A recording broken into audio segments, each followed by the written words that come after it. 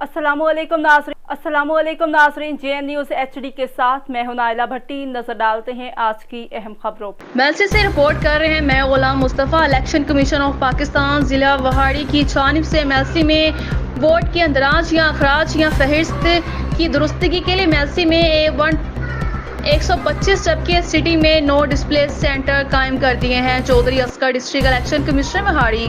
Mailsi election commission of Pakistan ने हमेशा साफ और शफाफ इलेक्शन के लिए भरपूर किरदार अदा किया है। मेलसी में district election commission Chaudhry Asghar Ali ने सिटी में नो डिस्प्ले सेंटर कायम कर दिए हैं, जहां वोटर अपने वोट का इंदराज देख सकता है। अगर कोई इंदराज या अखराज या दुरुस्तगी करानी हो तो मुतलका फॉर्म के जरिए दुरुस्त कर सकता है।